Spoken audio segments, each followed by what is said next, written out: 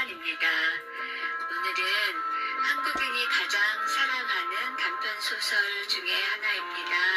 황순원님의 소나기 준비했습니다. 이 소나기라는 작품을 저는 중학교 3학년 때 국어 교과서에 나온 작품을 읽으면서 처음 접했습니다. 그때 느꼈던 재미와 감동이 다시 되살아나는 듯합니다. 작품 속으로 들어가 보겠습니다. 소녀는 개울가에서 소녀를 보자 곧 윤초신의 증손녀 딸이라는 걸 알 수 있었다.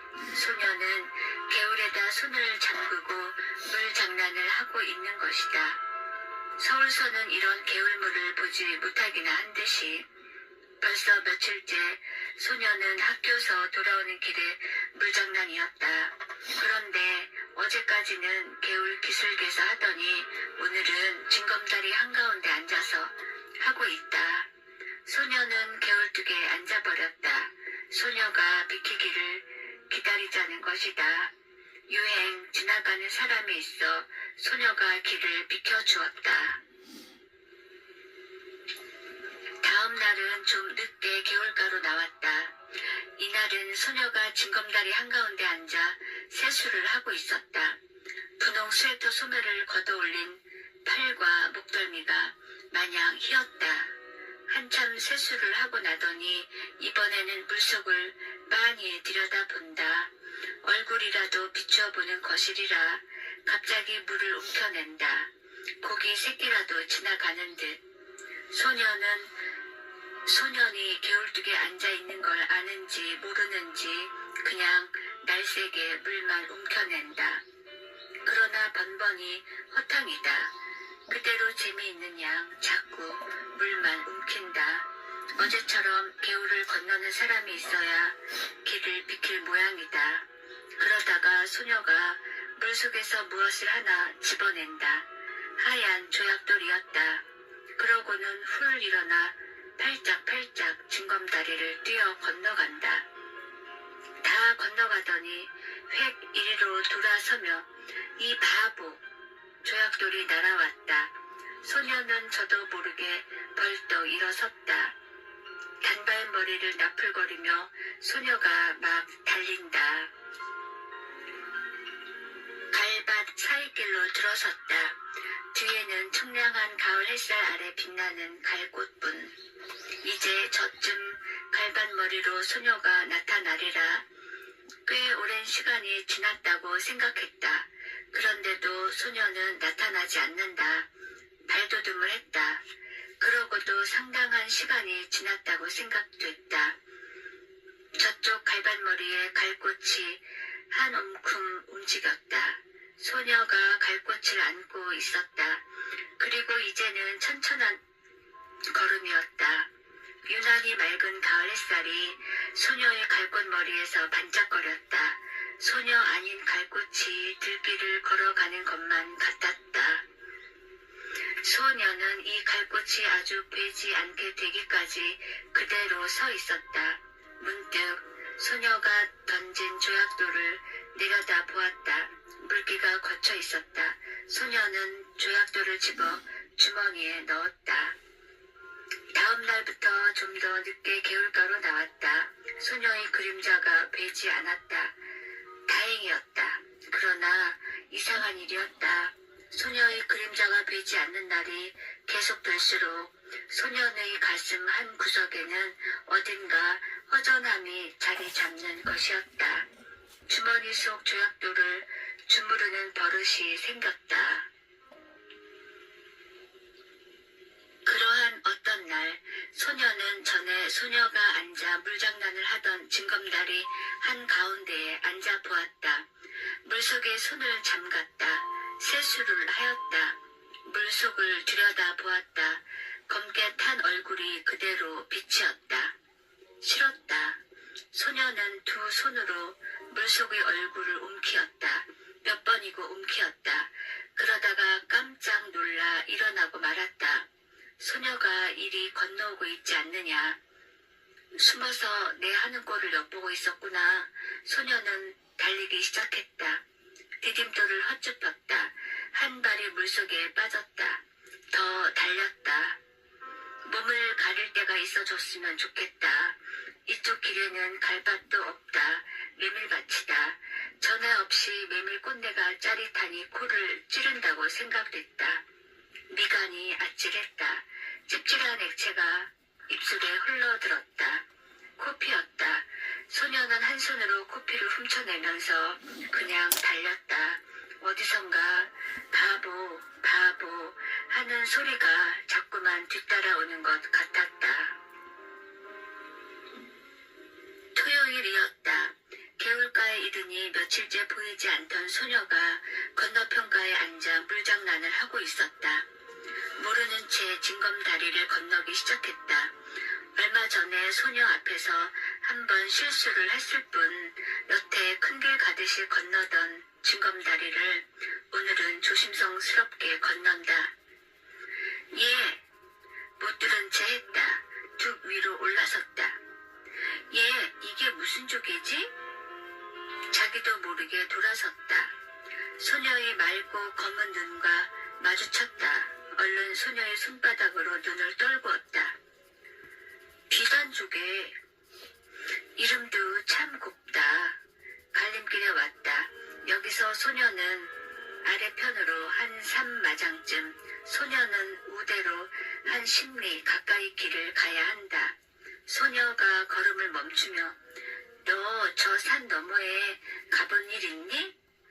벌 끝을 가리켰다. 없다. 우리 가보지 않을래?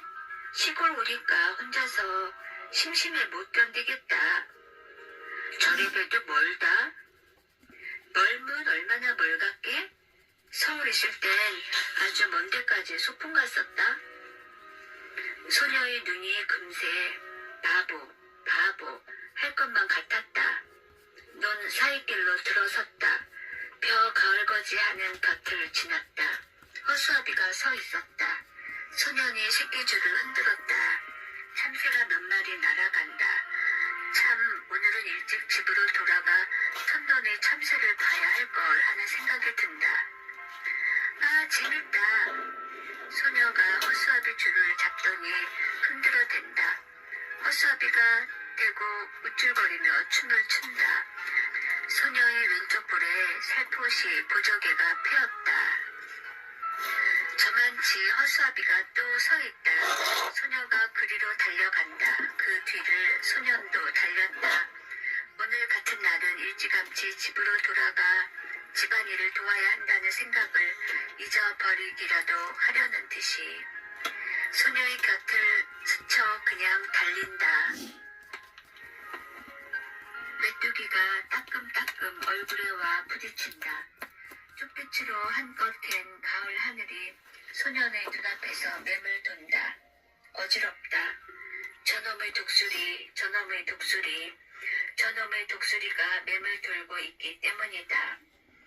돌아다 보니 소녀는 지금 자기가 지나쳐온 허수아비를 흔들고 있다. 좀 전 허수아비보다 더 우쭐거린다. 눈이 끝난 곳에 도랑이 하나 있었다. 소녀가 먼저 뛰어 건넜다. 거기서부터 산 밑까지는 밭이었다. 수수탄을 세워놓은 밭머리를 지났다. 저게 뭐니? 원두막. 여기 참이 맛있니? 그럼 참이 맛도 좋지만 수박 맛은 더 좋다. 하나 먹어봤으면. 소년이 참외 구루에 심은 무밭으로 들어가 무 두 밑을 뽑아왔다. 아직 밑이 덜 들어있었다. 잎을 비틀어 팽개친 후 소녀에게 한 입 건넨다. 그러고는 이렇게 먹어야 한다는 듯이 먼저 대강이를 한 입 베물어낸 다음 손톱으로 한 돌이 껍질을 벗겨 우적 깨문다. 소녀도 따라했다. 그러나 새 입도 못 먹고 아, 맵고 지려 하며 집어 던지고 만다. 참 맛없어 못 먹겠다. 소년이 더 멀리 팽개쳐 버렸다. 산이 가까워졌다. 단풍이 눈에 따가웠다. 야! 소녀가 산을 향해 달려갔다. 이번은 소년이 뒤따라 달리지 않았다. 그러고도 곧 소녀보다 더 많은 꽃을 꺾었다. 이게 들국화, 이게 쌀이꽃, 이게 도라지꽃. 도라지꽃이 이렇게 예쁜 줄은 몰랐네. 난 보랏빛이 좋아. 근데 이 양상같이 생긴 노란 꽃이 뭐지? 마타리꽃. 소녀는 마타리꽃을 양산 닿듯이 해 보인다. 약간 상기된 얼굴에 살포탄 보조개를 떠올리며 다시 소녀는 꽃 한 움큼을 꺾어왔다. 싱싱한 꽃가지만 골라 소녀에게 건넨다. 그러나 소녀는 하나도 버리지 말어. 산마룻개로 올라갔다. 맞은편 골짜기에 오손도손 초가집이 몇 모여 있었다. 누가 말한 것도 아닌데 바위에 나란히 걸터 앉았다. 주위가 조용해진 것 같았다.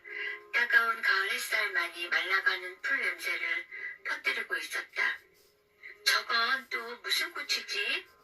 적잖이 비탈진 곳에 칡덩굴이 엉키어 끈 물꽃을 달고 있었다. 꼭 등꽃 같네. 서울 우리 학교에 큰 등나무가 있었단다. 저 꽃을 보니까 등나무 밑에서 놀던 동무들 생각이 난다. 소녀가 조용히 일어나 비탈진 곳으로 간다. 꽃송이가 달린 줄기를 잡고 끊기 시작한다. 좀처럼 끊어지지 않는다. 안간힘을 쓰다가 그만 미끄러지고 만다. 칡덩굴을 그어쥐었다. 소년이 놀라 달려갔다. 소녀가 손을 내밀었다. 손을 잡아 이끌어 올리며 소녀는 제가 꺾어다 줄 것을 잘못했다고 뉘우친다.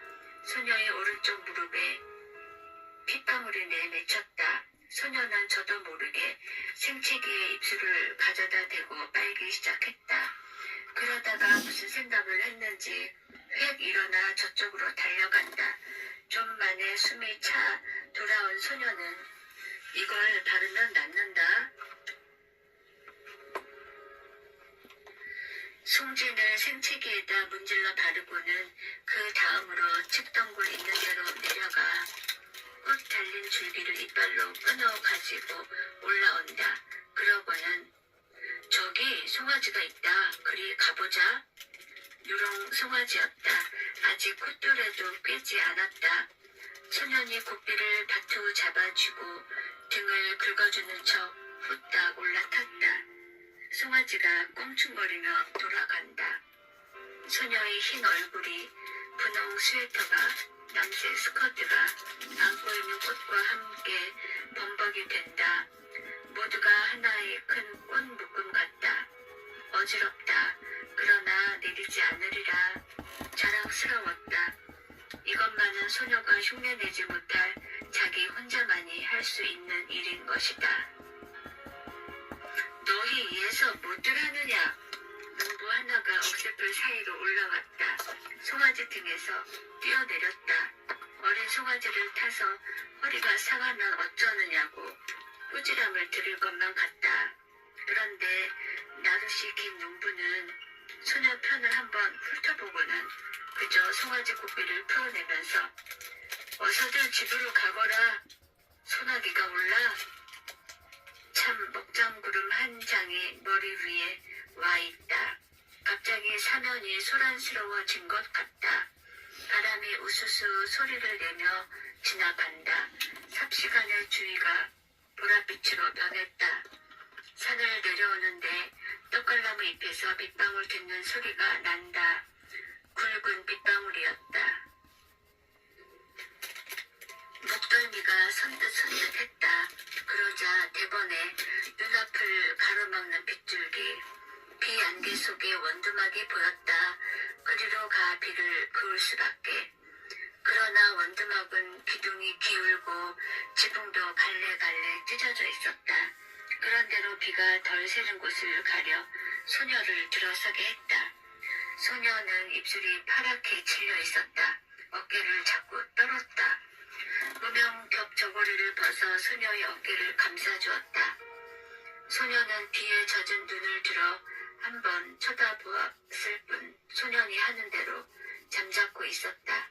그러면서 안고 온 꽃묶음 속에서 가지가 꺾이고 꽃이 일그러진 송이를 골라 발밑에 버린다. 소녀가 들어선 곳도 비가 새기 시작했다. 더 거기서 비를 구울 수 없었다. 밖을 내다보던 소년이 무슨 생각을 했는지 수수밭 쪽으로 달려간다. 세워놓은 수수단 속을 뒤집어 보더니 옆의 수수단을 날라다 덧세운다. 다시 속을 뒤집어 본다. 그러고는 소녀 쪽을 향해 손짓을 한다. 수수단 속은 비는 안 새었다. 그저 어둡고 좁은 게 안 됐다. 앞에 나앉은 소녀는 그냥 비를 맞아야만 했다. 그런 소년의 어깨에서 김이 올랐다.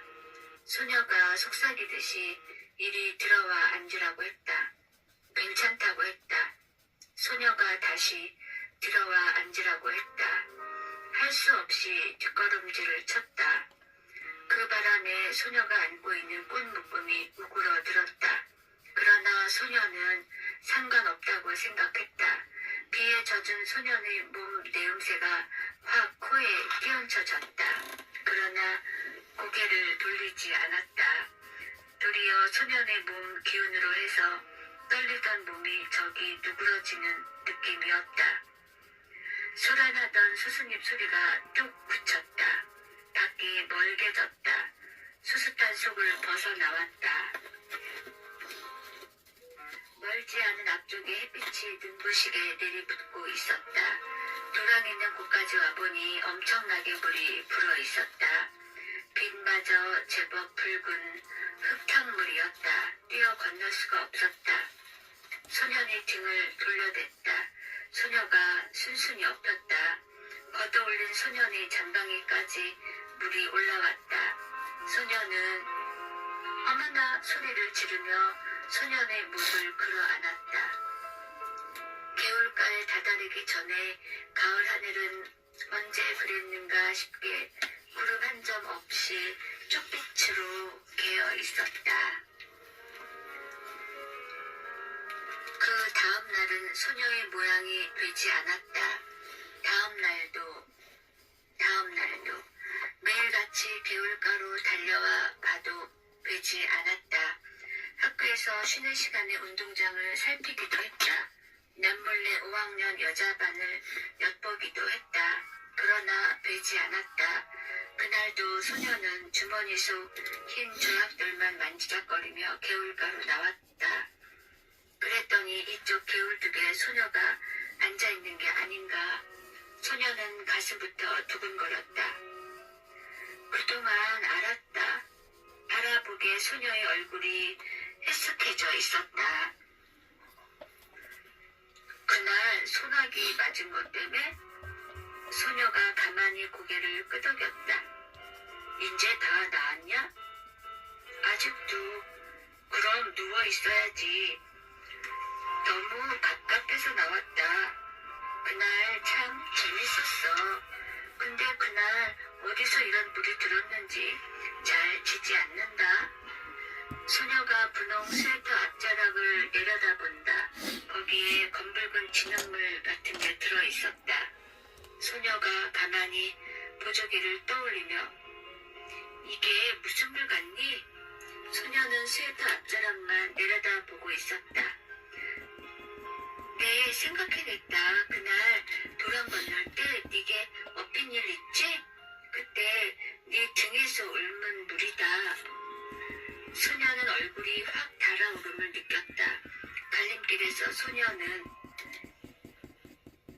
저 오늘 아침에 우리 집에서 대추를 땄다. 내일 제사 지내려고. 대추 한 줌을 내어준다. 소녀는 주춤한다. 아, 봐라. 우리 증조할아버지가 심었다는데 아주 달다. 소녀는 두 손을 오그려 내밀며 참 알도 굵다. 그리고 우리 이번에 제사 지내고 나서 좀 이따 집을 내주게 됐다. 소녀는 소녀네가 이사해 오기 전에 벌써 어른들의 이야기를 들어서 윤초씨 손자가 서울서 사업에 실패해가지고 고향에 돌아오지 않을 수 없게 됐다는 걸 알고 있었다. 그것이 이번에는 고향 집마저 남의 손에 넘기게 된 모양이었다. 왜 그런지 난 이사 가는 게 싫어졌다. 어른들이 하는 일이니 어쩔 수 없지만 전에 없이 소녀의 까만 눈에 쓸쓸한 빛이 떠돌았다. 소녀와 헤어져 돌아오는 길에 소녀는 혼자 속으로 소녀가 이사를 간다는 말을 수없이 깨내어 보았다. 뭐 그리 안타까울 것도 서러울 것도 없었다. 그렇건만 소녀는 지금 자기가 씹고 있는 대추 알의 단맛을 모르고 있었다. 이날 밤 소녀는 몰래 덕수의 할아버지네 호두밭으로 갔다. 낮에 봐두었던 나무로 올라갔다. 그리고 봐두었던 가지를 향해 작대기를 내리쳤다. 호두송이 떨어지는 소리가 연락이 크게 들렸다. 가슴이 선뜻했다. 그러나 다음 순간 붉은 호두야 많이 떨어져라, 많이 떨어져라. 저도 모를 힘에 이끌려 마구 작대기를 내리치는 것이었다. 돌아오는 길에는 열이틀 다리 치우는 그늘만 골라 짚었다. 그늘의 고마움을 처음 느꼈다. 불룩한 주머니를 어루만졌다. 호두송이를 맨손으로 깠다가는 몸이 오르기 쉽다는 말 같은 건 아무렇지도 않았다. 그저 근동에서 제일 가는 이 덕수의 할아버지네 호두를 어서 소녀에게 맛보여야 한다는 생각만이 앞섰다. 그러다 아차 하는 생각이 들었다. 소녀더러 병이 좀 낫거들랑 이사 가기 전에 한번 개울가로 나와달라는 말을 못해둔 것이었다. 바보 같은 것, 바보 같은 것. 이튿날 소년이 학교에서 돌아오니 아버지가 나들이 옷으로 갈아입고 닭 한 마리를 안고 있었다. 어디 가시느냐고 물었다. 그 말에는 대꾸도 없이 아버지는 안고 있는 닭의 무게를 겨냥해 보면서 이만하면 될까? 어머니가 망태를 내주며 벌써 며칠째 갸알갸알하고 알날 자리를 보던데요. 크진 않아도 살은 쪘을 거예요. 소년이 이번에는 어머니한테 아버지가 어디 가시느냐고 물어보았다. 저 서당골 윤초시댁에 가신다. 제사상에라도 놓으시라고. 그럼 큰 놈으로 하나 가져가지. 저 얼룩 수탉으로. 이 말에 아버지는 허허 웃고 나서 임마 그래도 이게 실속이 있다. 소녀는 공연히 열적어 책보를 집어 던지고는 외양간으로 가 소 잔등을 한번 철썩 갈겼다. 새 팔이라도 잡는 척. 개울물은 날로 여물어 갔다. 소녀는 갈림길에서 아래쪽으로 가보았다. 갈반머리에서 바라보는 서당골 마을은 쪽빛 하늘 아래 한결 가까워 보였다. 어른들의 말이 내일 소녀네가 양평읍으로 이사 간다는 것이었다. 거기 가서는 조그마한 가게방을 보게 되리라는 것이었다. 소녀는 저도 모르게 주머니 속 호두알을 만지작거리며 한 손으로는 수없이 갈꽃을 휘어 꺾고 있었다. 그날 밤 소녀는 자리에 누워서도 같은 생각뿐이었다. 내일 소녀네가 이사하는 걸 가보나 어쩌나 가면 소녀를 보게 될까 어떨까. 그러다가 까무룩 잠이 들었는가 하는데 참 세상 일도. 마을 갔던 아버지가 언제 돌아왔는지. 윤초씨 댁도 말이 아니여. 그 많던 전답을 다 팔아버리고 대대로 살아오던 집마저 남의 손에 넘기더니 또 악상까지 당하는 걸 보면 난폭불 밑에서 바느질감을 안고 있던 어머니가 증손이라곤 기집애 그의 하나뿐이었지요. 그렇지. 사내에 둘 있던 건 어려서 잃고. 어쩌면 그렇게 자식 복이 없을까. 글쎄 말이지. 이번엔 꽤 여러 날 앓는 걸 약도 변변히 못 써봤다더군. 지금 같아서는 윤초신에도 대가 끊긴 셈이지. 그런데 참 이번 기집애는 어린 것이 여간 장망스럽지가 않아. 글쎄 죽기 전에 이런 말을 했다지 않아? 자기가 죽거든 자기 입던 옷을 꼭 그대로 입혀서 묻어달라고. 네, 오늘은 소나기였습니다. 황순원님의 대표적인 단편소설 소나기 읽어보았습니다. 감사합니다.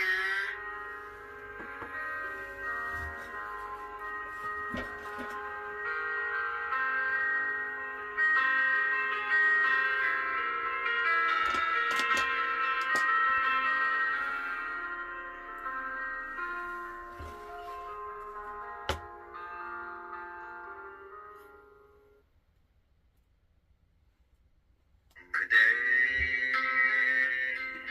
봄비를 무척 좋아하나요? 나는요 비가 오면 추억 속에 잠겨요. 그댈 바람소리 무척 좋아하나요? 나는요 바람 불면 바람 속을 걸어요.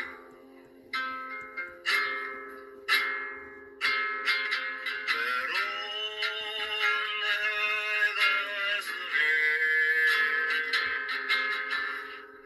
난 몰래 다가와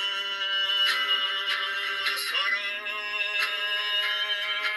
심어놓고 떠나가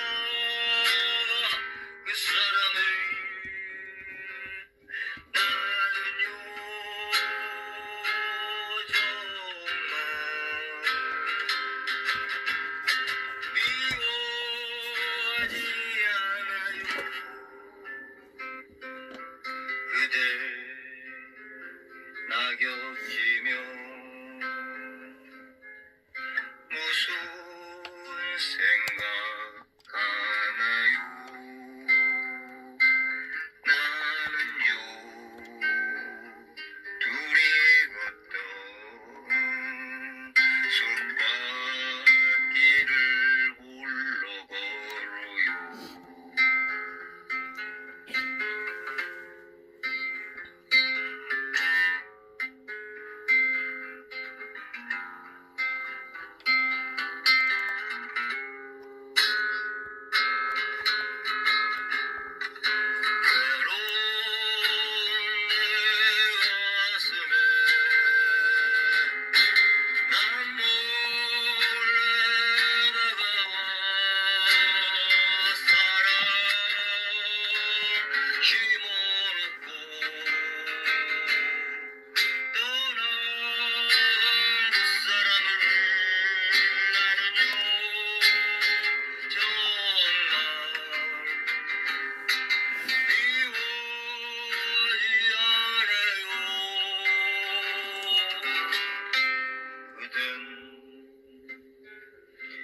낙엽지면